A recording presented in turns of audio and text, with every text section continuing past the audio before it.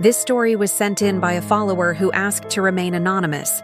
She said it happened about 12 years ago in Delano, California. After moving from New York City, she and her mother settled into a small rental house off Ellington Street, just a few blocks away from Cesar Chavez Recreational Park. Her mom had started a new job at Delano Regional Medical Center, and for the first few weeks, life in this quiet little town felt like a fresh start. They were both morning people. Back in New York, early jogs through the city streets were their thing. So, when she kept the routine in Delano, it didn't seem strange at all. Every morning around 5 a.m., she'd lace up her shoes and head out, from the First Avenue storage area, down past Highway 99, and all the way to Cecil Avenue. But one morning, curiosity took her just a little farther.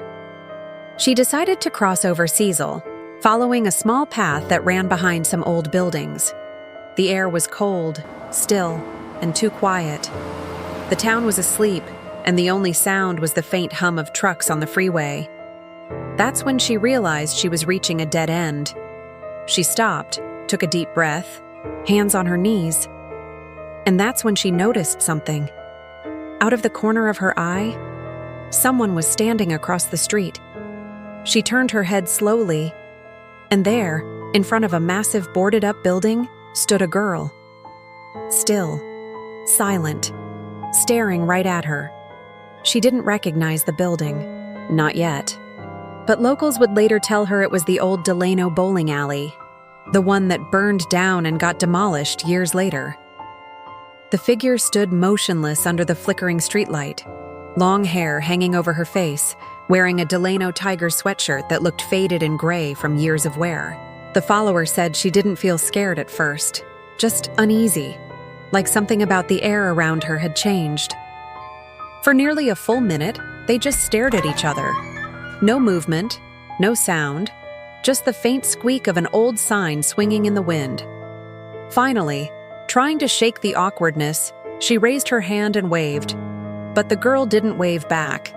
Instead, she took one small step backward into the darkness, disappearing halfway into the shadows beneath the broken awning. Thinking maybe she needed help, the jogger crossed the street, calling out softly, "Hey, are you okay?" No answer. The closer she got, the colder the air felt. Her breath turned white. Her heartbeat quickened. When she was just a few feet away, she stopped. The figure was gone. She looked around, behind the trash bins near the door. Nothing. The place looked abandoned. The smell of ash and mildew hung in the air. And then, from inside the building came the faint sound of bowling pins crashing. She froze. It echoed once, twice, then silence. No light, no people, just her and the dark. She took a step back, and that's when she heard something drag across the floor inside, like a heavy bowling ball rolling slowly, stopping right at the door. She turned to run, but before she could, a cold hand gripped her shoulder. She spun around, and there she was, the same girl in the Delano Tiger sweatshirt, face now pale as chalk, eyes black and hollow. Her lips moved, but no sound came out, except a faint whisper that sounded like, "Help me." The jogger screamed and stumbled back, falling onto the cracked pavement. When she looked up again, the girl was gone.